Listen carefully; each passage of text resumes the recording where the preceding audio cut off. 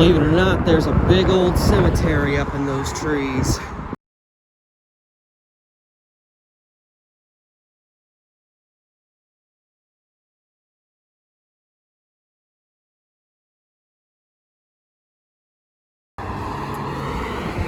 So up in these hills is the Riverview Cemetery. It's a funeral home right over there. And I'm hoping I can access it from this point. It'd be ridiculous if I couldn't, since the graves start like right up there. But I've never been here before. Oh boy, this is a lot steeper than I thought it was gonna be. I get my exercise today. Anyway, I'm gonna be here visiting several graves. Some people semi-famous, at least in this area, and some just people whose stories I've stumbled onto. But I want you to make sure to stay tuned till the end, because the last grave I'm going to be visiting in this video is going to be, at least in terms of being outside of Portland, probably the most well-known person. The one person in the video that many of you will probably recognize the name. Anyway, let's start climbing. Start to see some graves up there. I think that's section 5, which is going to be one of the first spots I visit. I'm going to be visiting section 1 first. I'm going to be covering this whole thing. Wow. But before we get to that, Helms. This is just on my way up. Wow. Look at the state of the metal. Even these have got a lot of growth on them. Yeah, I know one of the people I'm looking for, they said is in like a crypt. I'm wondering if maybe it's something like this. If so, might be kind of easy to find. There's a few people that I'm probably not going to find just because their graves may be too obscure, and others they just flat out don't say where they're at, but they say that they are in this cemetery.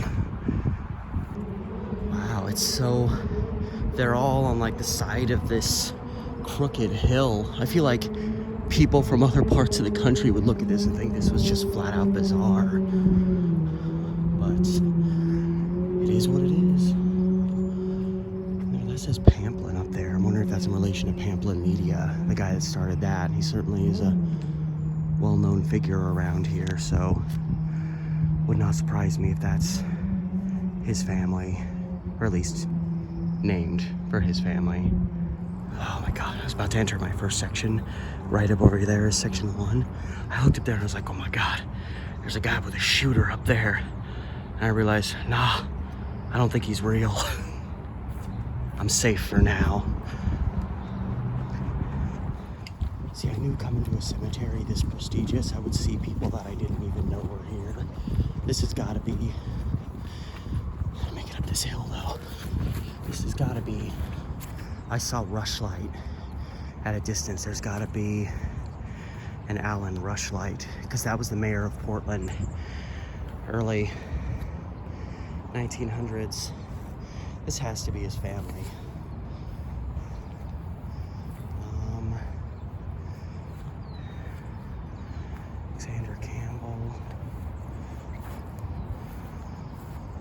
Seeing Campbell's. Here we go. Malcolm. Here we go. This is, yeah, Alan Rushlight. Unless he's got the same name. This guy was the mayor of Portland in early 1900s. Like, it was like 1911 to 1913. I reference him in my Murder in Rose City Park video because he was the mayor at the time. Yeah, Alan Rushlight. Didn't know I'd be finding him here. However, I think this is like the most prestigious part. This is section 1, because I'm seeing Ainsworth, and I'm just assuming that's where Ainsworth Block and Ainsworth Street in town are here. Now I'm seeing Jenkins. I'm wondering if, no, it looks like there's just a few, because I know the chief of police was named Jenkins. I was wondering if maybe that was him. Yeah, oh my god, I'm surrounded Probably everybody buried here is somewhat famous, just in this little section. Yeah, Alan Rushlight. I didn't know you were buried here. I mean, a lot of Portland mayors are. It says Parker. This is really beautiful.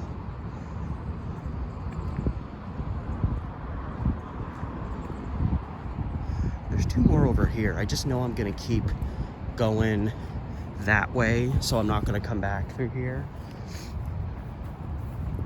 Nordling. I'm just wondering who these families are, because I've already seen one that it has to be tied to Pamplin Media. That guy, I can't remember his first name. Clark Lugisti.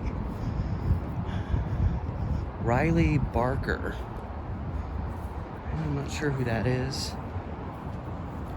Again, there's a lot of historical figures in the city I don't know. Thomas Jefferson. I always knew you lived in Oregon. But you can actually see through here.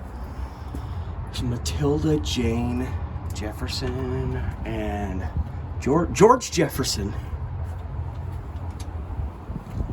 Yeah, I just thought maybe I'd recognize one of these names, but not quite. On we go. Some recent flowers left. It's really nice. Gotta make sure we always remember our lost family. Unless, of course, some of your lost family were horrible, abusive people. In that case, you know, more than justified taking a pass on that. I don't know what the purpose is, but I noticed this Page family, each one of them is somewhat recently had an orange left on their grave. There's no oranges anywhere else except this string of graves, so that has to bear some significance. Gemmenlork? Recognize this behemoth up here. Piddock. I mean, that's about as famous of a name as it gets. Henry Piddock. Piddock Mansion, named after them, or his name. I'm guessing this has to be his wife. 1835, 1843. People have actually recently left flowers here. Very prominent newspaper family. Oh, here we go. This is one I thought I would miss. Oh wow, this must be, I'm wondering if this is like a war section. Over here. Oh, wait. So is this the brother? Okay, good, I found it. So, Willis Scott Dunaway got a big marker here and got a little marker here. So he got a big, unless there's something more on the back. This is obviously where I'm seeing lots of Dunaway. Yeah, Dunaway. And I don't know a lot about you. However, if you turn and look right over here near this tree, you have the somewhat indistinct grave of Abigail Scott Dunaway, who is one of the most prominent figures in terms of Portland women's suffrage, fighting for women's rights. And it's interesting because she has a brother also buried here under the name of Scott, and I see Scott over here. What is this? Malcolm Scott? Because she had a brother by the name of Scott. And I know he's here, I'm not sure exactly where. He was very anti-women's suffrage, apparently. So he had a sister who was very pro-women's suffrage. One of the most prominent and underappreciated historical figures in the history of Portland. And she is right there for all time, for all of you to come out and visit out here in Section 1. Read up on Abigail Scott Dunaway, if I can say the name properly. Massively important figure. I was able to make out Dunaway on there, and I was happy because I couldn't find a picture of her. That's the person I was like, I couldn't find a picture, so I didn't know what her stone was going to look like, and it's kind of a modest stone for this kind of place, so I'm actually very glad that there was a big stone here that said Dunaway on it, and I knew that she would be in this section. Charles H. Dodd sounds familiar to me, but I'm not certain.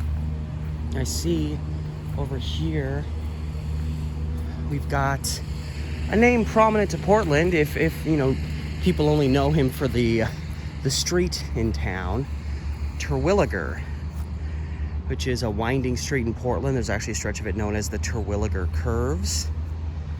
So this is a fairly prominent name in the city, and this is gorgeous. I mean, unfortunately a piece has been broken off, but hopefully that'll get fixed. And then I turn, and there's the name Hoyt, and with this Washington monument. This has to be the Hoyt family that Hoyt Street is named after. Hoyt Arboretum. How could it not be? Henry L. Hoyt. Like everywhere I turn, there's somebody famous now. Like who is this? You have to be somebody I recognize. King. I wonder if maybe that's where the King neighborhood is named after. Not dead certain on that. But I just saw Terwilliger, but I've been looking for, I knew there was one that was kind of a thick, it almost looked like a big tabletop. And it's this right here. This is the site where, and I probably say his name wrong. I say Penoyer. It's probably wrong. You can see it could be Penoyer. I honestly don't know, so don't be a dick in the comments and be like, oh my god, you're a historian, you don't know how to pronounce Penoyer. Because I won't respond to you. But yeah, here's Sylvester, 1831 to 1902, and he was Portland's mayor, I believe, 1887 to 1895. He also, I did a really long video about an unsolved murder in Portland in 1892, and I referenced him in that video as did I say the mayor? I meant the governor. He was the governor of Oregon. Sorry. I'm on overload right now. There's a lot of famous people here just in this little area. I'm in section 5 now, and I honestly was like, I know it's small, but all these graves look the same. I'm never gonna find it, but I found it. I didn't expect to find it. Here's the dust you off a little bit. This is the grave of Guy R. Nelson. I believe Richardson was his middle name. Guy R. Nelson, I did a Historic Murders of Portland episode on.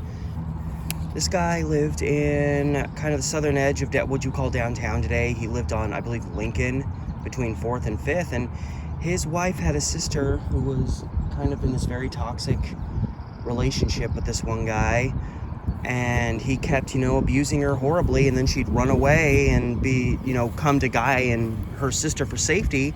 And one night, Guy just got tired, and he walked right to that guy's house, threatened to break in, and the guy, this was 1919 when this happened, and things were, not really that different, but, he tried to get into the house because the guy had literally, locked his sister-in-law up, and he was like, let her go. And the guy inside, I forget his name, was like, go away or I'm gonna kill you, I'm gonna shoot you.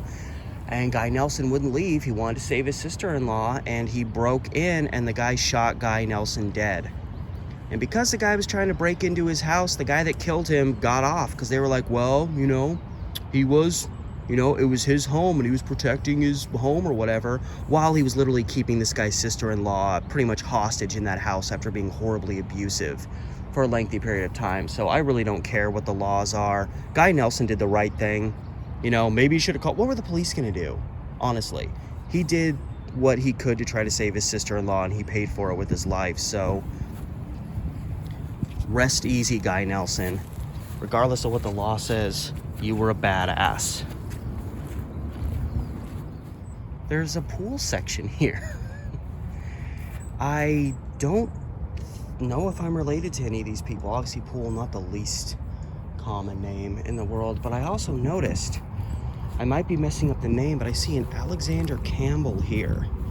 Born 1876, died apparently 19, nobody knows.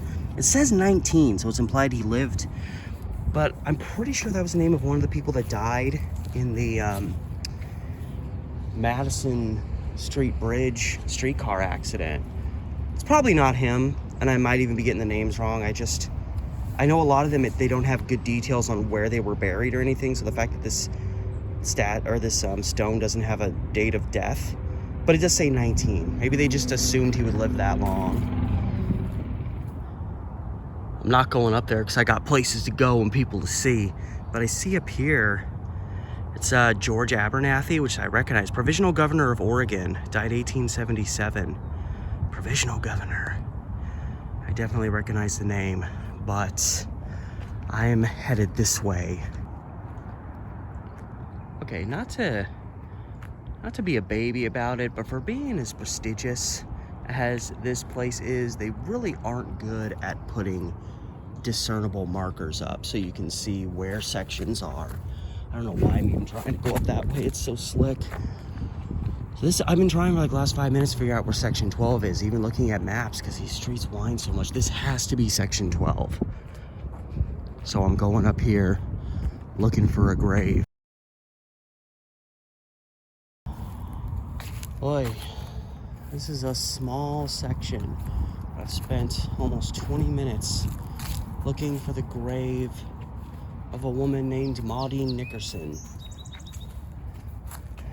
And it's gotta be here, but I've looked at every gravestone except for a few. I'm in section 14. And Maudine Nickerson, Maudine, I want to make sure to pronounce that N, it wasn't Maudie. She was a story that's always stayed with me because of the tragic brutality of it, you know, the effort to try to save loved ones and how that can lead us to, unfortunately, sometimes make the wrong decisions. Maudine Nickerson lived in, like, just west of downtown Portland, and she had a brother who was mentally ill and should have, oh God, a brother who should have, he was in a mental hospital and probably should have stayed there, but Maudine wanted him out and thought being around his family would help him, and against all pressure from the doctors, she had him released into her custody. And a couple days later, he apparently had delusions that she was trying to kill him. And they were down in the basement together, and he grabbed a weapon and just beat her mercilessly to death in the basement of their home that still stands, I want to say on Everett Street. Just a really sad story of, you know, someone who I think deep in her heart really thought she was doing the right thing. But for the life of me, this section is not even, I keep seeing like Maxine and Maddie, and I'm like, oh, is that, no, that's not the right name. So I don't think I'm gonna find her, and I'm not gonna spend an hour looking for one gravestone. Some of them are just very simple graves, like this one right here, and they just unfortunately blend together, and sometimes you can't find what you're looking for. And here's one of the markers. Yeah, so I think this, yeah, so section 14 pretty much starts like here, and it's just this little area. I couldn't find it. They said she's here. So this is section 15. I'm noticing some more large stones. I'm only looking for one person in particular, though, and surprisingly, maybe it's because he kind of was a piece of crap, he really doesn't have that big of a stone, considering the guy was a senator. This section is also very big, but I also noticed, despite its distance from the front, maybe because it's more up on the hill, there's some more prominent people up here. I'm looking for a particular grave of a guy named John Mitchell, and I found this. This is the burial site of Philip Markham, who's a fairly prominent, well-to-do early Portlander. And one of the things, tragically, he's most known for, here's his grave.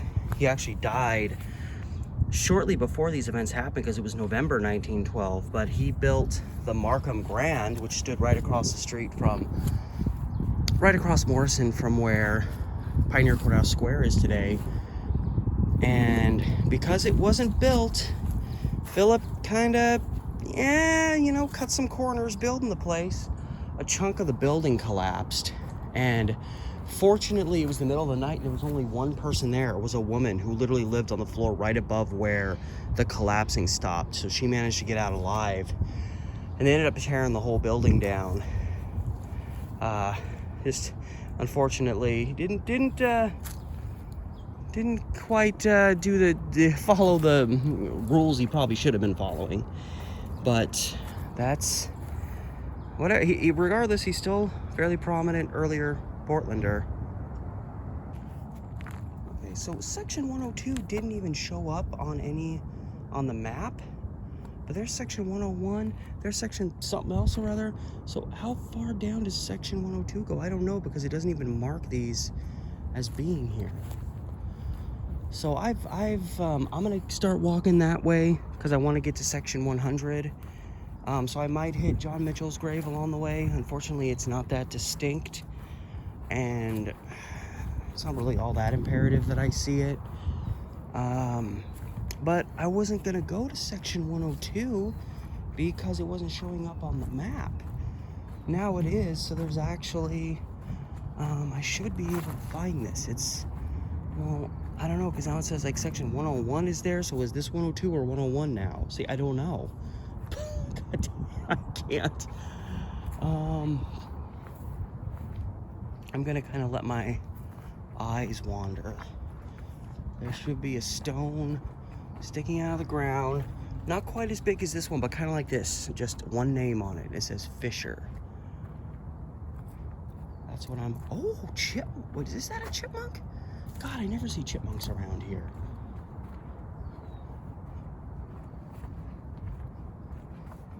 Nah, he took off. Bouchon. See, I don't even know what section I'm in now, though. I don't mean to be a bitch, but I really wish a place this prestigious. Oh, I found John Mitchell's grave by accident. I gave up on finding you, and but here he is, Senator John Mitchell. Abandoned his first wife, came out west. Senator known for taking bribes, and I mean, I'm sure he did a few good things here and there, but he was mostly associated with scandal. And got remarried, was a bigamist, and he actually was indicted. A rare example of somebody who was actually technically still in office getting indicted. He got indicted for taking bribes, and amidst dealing with that, he actually died, because I think he was indicted in 1904, and you can see he died December 8th, 1905. But I mean, he had devoted friends, at least, because he was a man of very questionable character.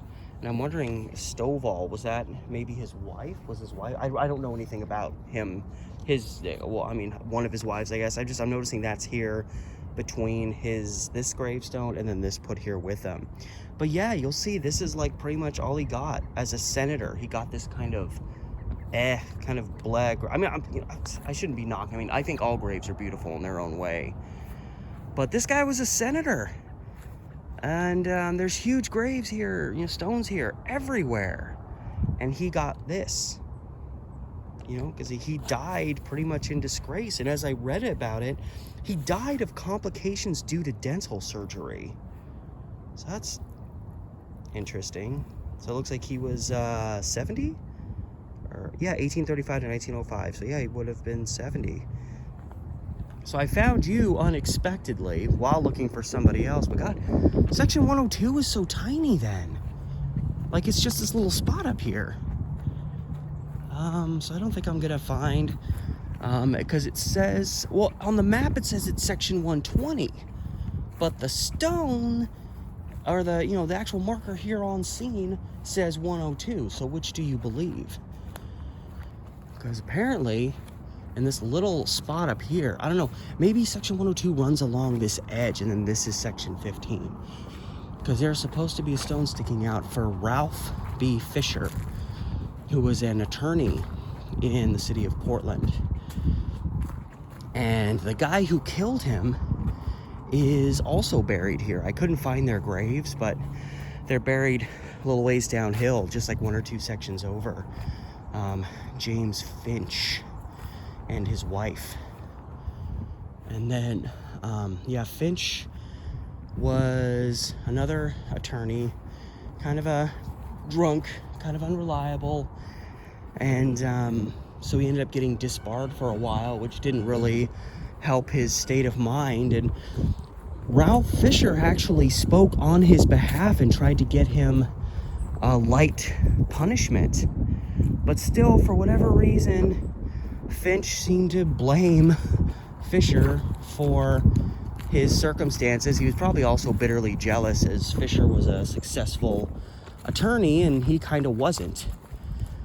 So he went to Fisher's office, walked right in, pulled a gun, and shot Ralph Fisher dead in his office in downtown. And claimed it was self-defense. It wasn't. Look at these beautiful little flowers poking their heads out for the Cromwell family. Yeah. Here's a big Scott one. Great Scott! Yeah, I'm not. Oh! Hello!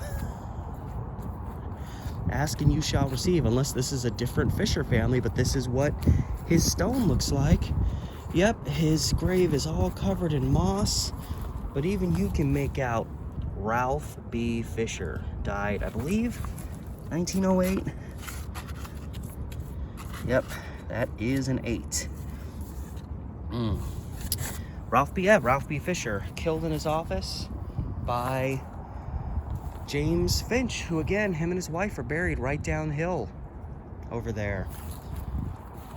And see, Bertha K. Fisher died in 1939. Obviously must have been his wife.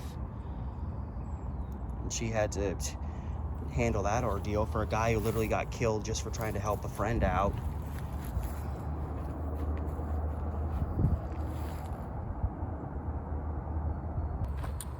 Winston Churchill. I just saw Churchill and I lost my mind. All right, I'm heading north again, heading towards section 100, which according to the map, it's not a very big section. Should hopefully make my life a little bit easier, because there's a grave I really want to find here. I'm not going to allow myself to leave the section until I find it. Like, that's how important it is to me. This is another person that I did a video on, and it's just a story that's really stuck with me. I don't know why it sticks to me more than others, because I've covered a lot of stories on my channel that are very comparable to this one, but for some reason, this particular story sticks with me. And if you watch my channel enough, I can just about guarantee watch the video that I did on this particular individual. And I thought it'd be nice to someday come and see her grave. And then I saw, oh, well, she's buried Riverview, where everybody else is buried, so I'll probably be able to see her someday. But first, I saw Halleck. This is born in 1855, so he can't be the one, because I know the oldest commercial building in Portland is the Halleck McMillan building. And Absam Halleck, that was his name. So I'm wondering if maybe they're related to him. I don't know. Whitcomb. Is Lot Whitcomb buried here? I know he's the founder of Milwaukee, so maybe he would be, maybe he wouldn't be. Nope, it looks like that's about as far as the Hallecks go. It's just right there. Yeah, Absam Halleck was the guy that founded the oldest still standing, what was I saying? A commercial building in Portland at Nato Parkway and Oak. Okay, I think I'm approaching section 100.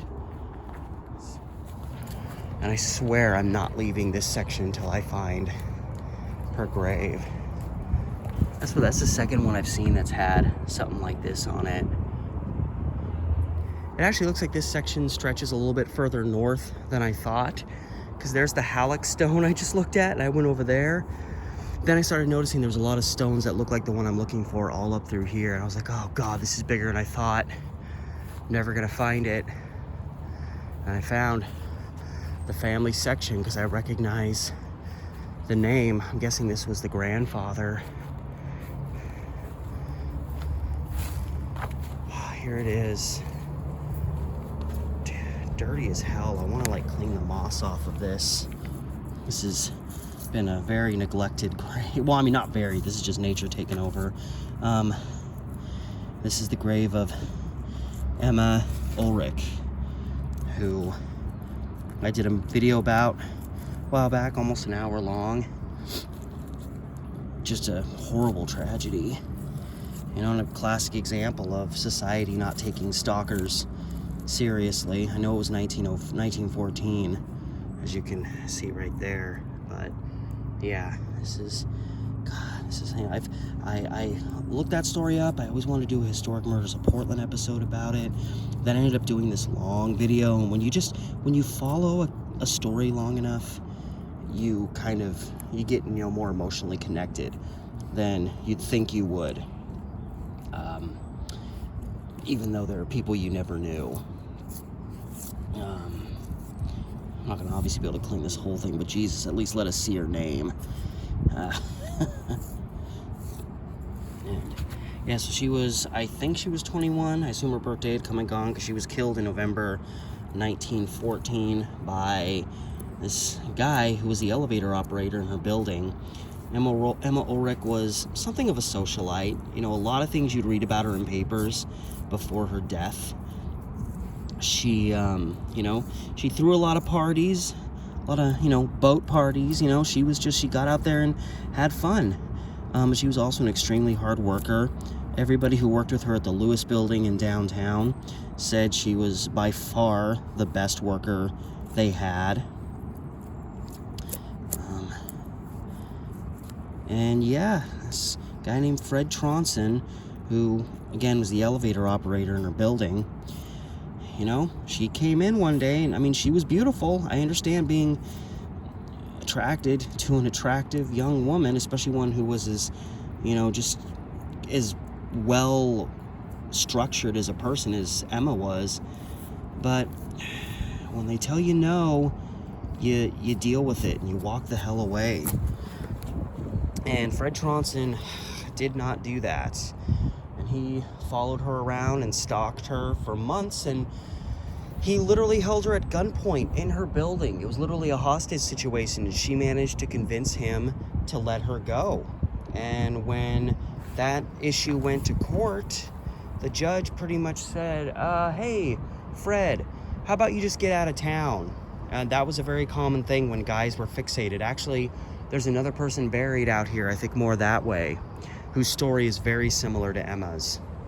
Another story where the judge didn't take the stalking seriously and was just kind of like, hey, you know what, why don't you just leave town and not come back, and that'll be good for you. And they'd say, oh, okay. Of course they'd take that over jail time. And Fred Tronson left, came back, because he, for some reason, delusionally is what I was going to say, out of delusion, thought Emma was going to go after him. So he came back to Portland after leaving for a while, even more bitter, and he waited for her one night. I believe it was November 14th, 1914. And he waited outside of her home, and when she came home on the streetcar, he chased her into her home and shot her dead in front of her mother, and then fled and was eventually captured. And they tried to make claims that he was underdeveloped by using a test known as the Binet test, which even the guy that created it in France said that people in America were terrible at utilizing his test properly, and they tried to claim that Fred Tronson was like 9 years old, so he had the brain of a 9-year-old, so he didn't really know what he was doing.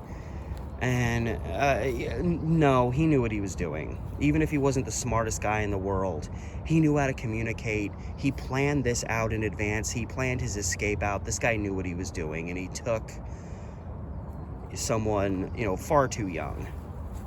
So Emma, you know, I didn't have cleaning materials, but I scrubbed your grave off as best I could with the, you know, the fingers God gave me. So I'm guessing this was Emma's father's buried here. And I know she had a sister.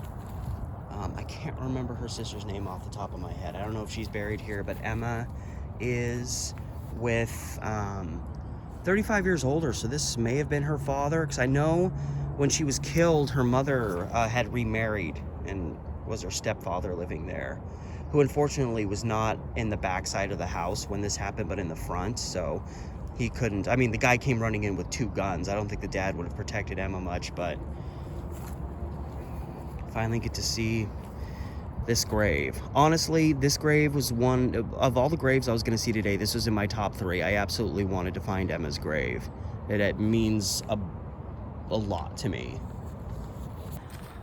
And so from there, I'm actually backtracking slightly because I got a bit of a walk. I got to get way over there before I got a couple more graves to see here, but I accidentally overshot section 7. And there's somebody I have to show you there because I forgot. This is actually, I mean, this is a name that everybody will know. I don't care if you live in Florida, Wisconsin, Arizona, especially if you like your alcoholic beverages. You will recognize this name.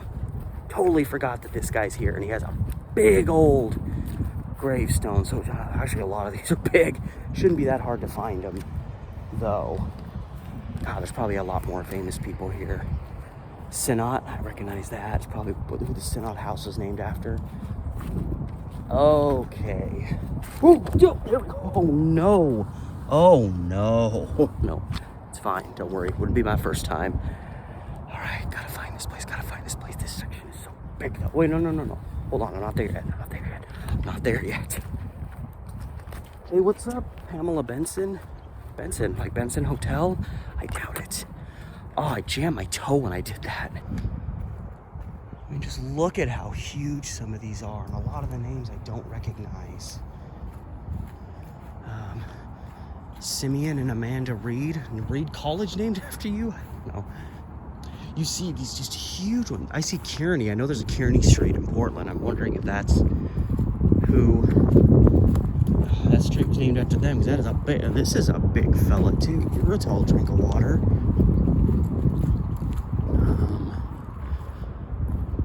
Weiberg. I don't know.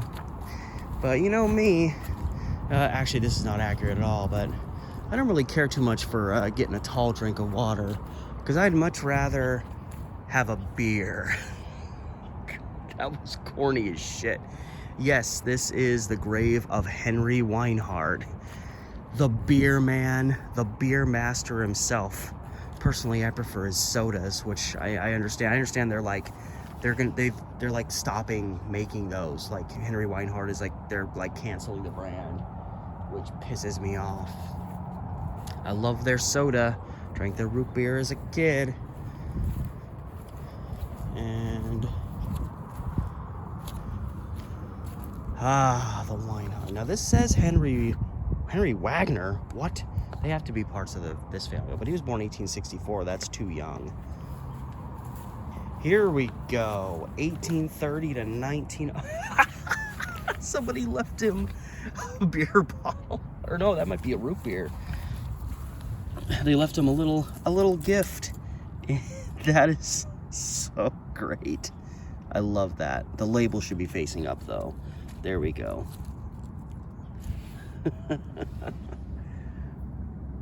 Gourmet soda. I love his freaking soda. And I'm pissed that it's like probably not going to be around much longer. But there he is, the beer man himself. And some local people coming out and paying the proper respect. They made sure to leave a soda bottle. The real Henry Weinhard winner as far as drinks go. And I mean, for a man that's meant this much to beverages, I certainly think he deserves a grave this size. Don't you? I see we have a big Hazeltine stone, and I know that there's a fairly prominent building in Old Town that's called the Hazeltine Building. I'm only assuming there's a connection between the two. It's not exactly a super common name. Maybe William? No, because the Hazeltine Building, this guy would have been like 20. He'd have been pretty successful, I'll tell you that much, having buildings named after him. He was only 20. Edward Knox Hazeltine. Yeah, I'm not sure which one of these. Is it James Edwin Hazeltine? Maybe he's the prominent one. Really not sure. Okay, so I've got a bit of a walk. I gotta get way over to the other, I gotta get like over there to see the main people that I have left to see here. Oh, good afternoon. Geese came to pay their respects like everyone else.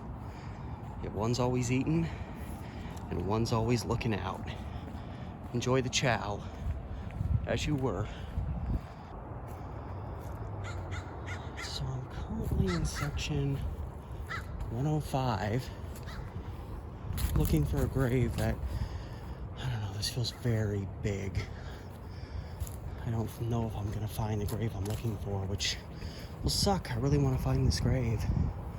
I just wanted to make mention though that I couldn't figure out what section he was in. It was a very nondescript grave, so I was like, I'm not even gonna try because I would never find it in a cemetery like this. But Virgil Earp, Wyatt Earp's brother, is buried somewhere out here.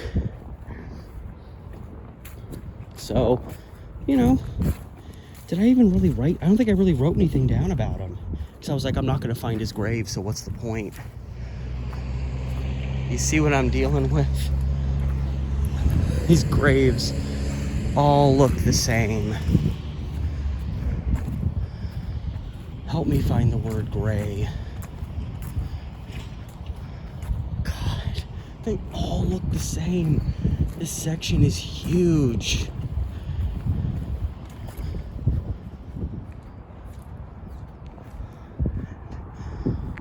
Here in this little corner, it really is kind of an isolated little area.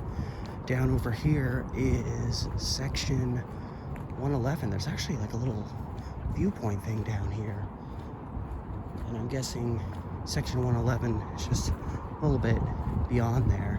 This is cool. My battery's dying, but it's worth a glance. And there's names on here. Yeah, you can go down here. This is beautiful. Between the trees, the rocks along the edges, and it leads you down to this little viewpoint because there's this little ravine that kind of cuts through everything. And there's little markers left for people, family, loved ones. That's enough to rip your heart out. And then, yeah, this is section 111. It has to be. So it's right alongside this. You can just come out here and take in this viewpoint.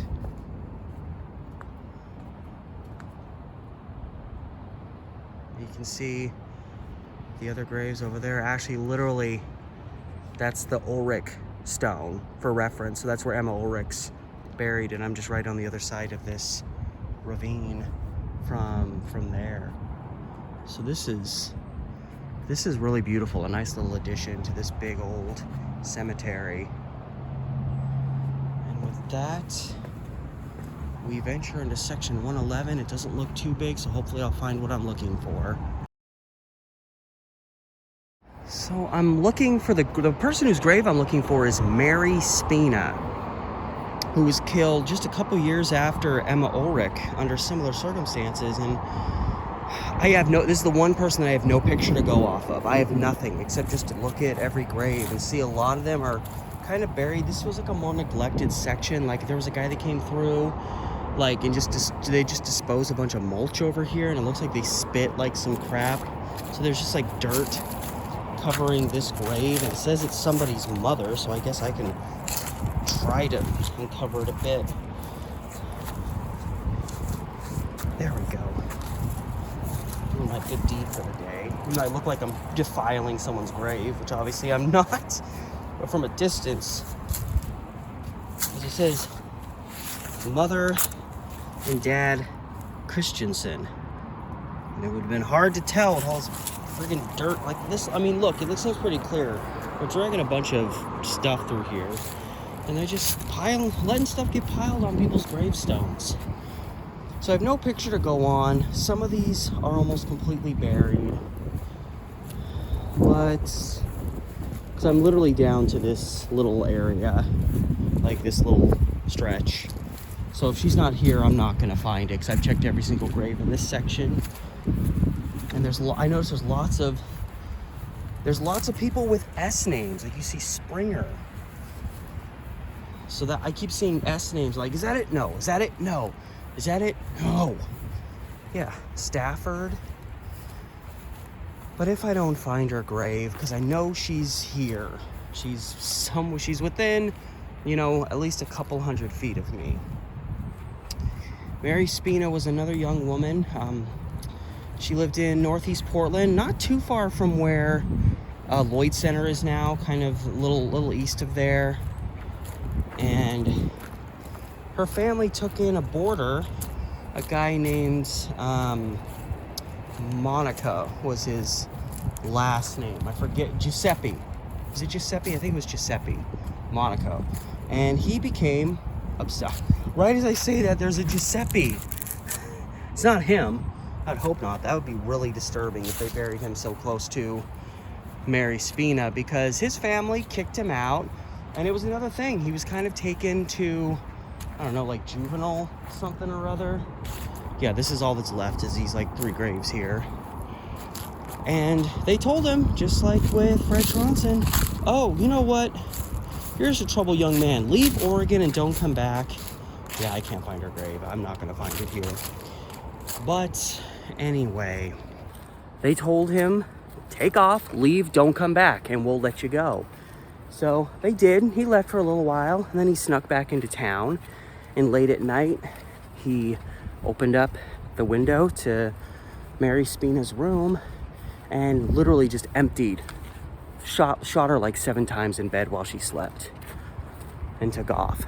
It's very, very similar to Emma Ulrich's story.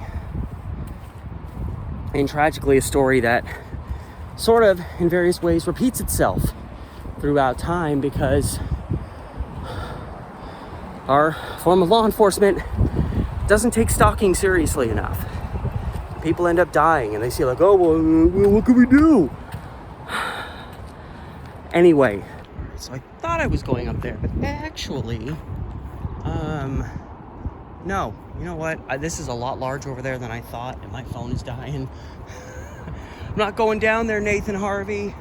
That's section 108 down there on that grass. That's where a guy named Nathan Harvey's buried, who I've talked about in detail in 2 videos, because I have very strong feelings that he was responsible for killing the Hill family in 1911 and a little girl named Mamie Walsh in 1892. He may have even been responsible for killing a 5-year-old girl named Barbara Holtzman, another really famous unsolved murder. But I thought that section was smaller.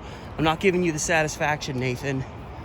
Of course, you know, I could be wrong, and he could have just been kind of a dick that had money and somebody named Mamie.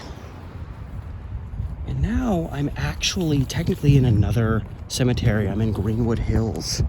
Literally, you get through those bushes, and that's kind of generally where Riverview ends. There's a few people whose graves I want to see, but you can see there's a lot of them.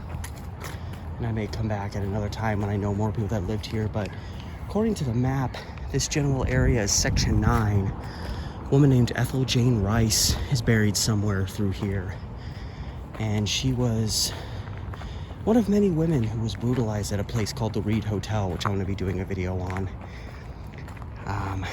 Yeah, she was kind of down on her luck, and this guy who was kind of a psycho took her to his room there and brutally killed her. And she's buried somewhere in here.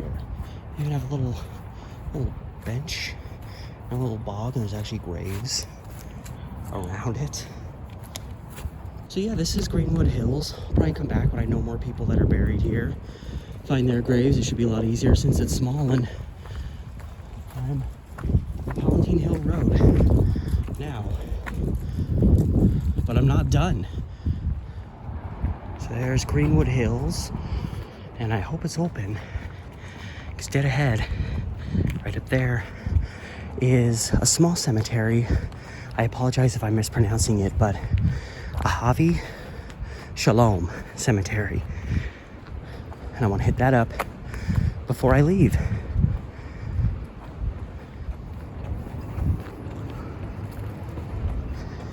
Well, looks like it's open.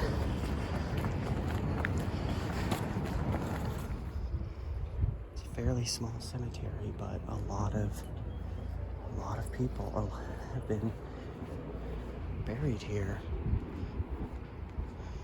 And I'm looking for a particular grave that's on the ground.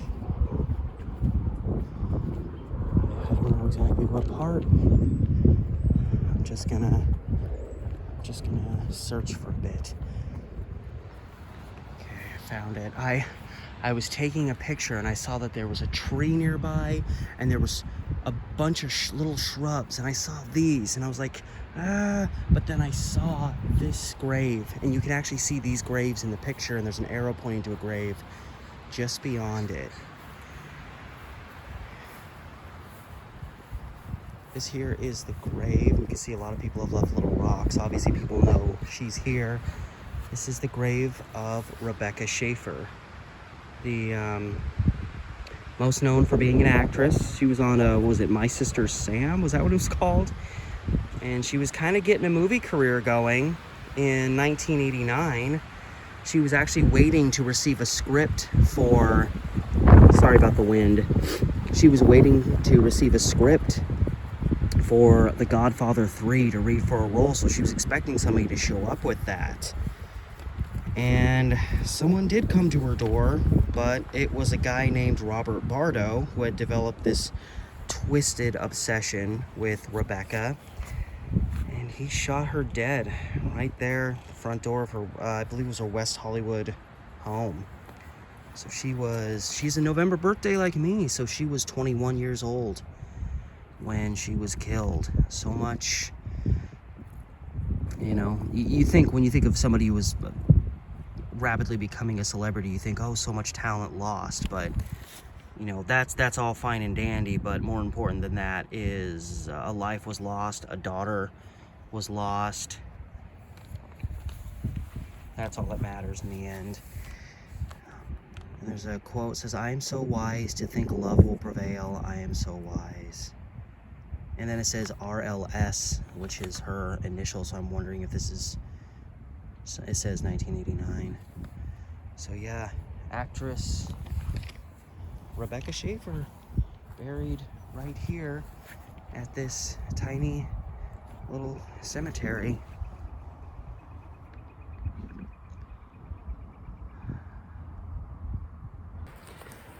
So that was, I was saving that for the ending, not just because that was probably the most well-known person I was going to visit today, aside from, you know, maybe Henry Weinhard, but also because I knew I was going to go through that cemetery, Riverview over there, and it was going to be just a block or two to get here. The cemeteries are literally right next to each other.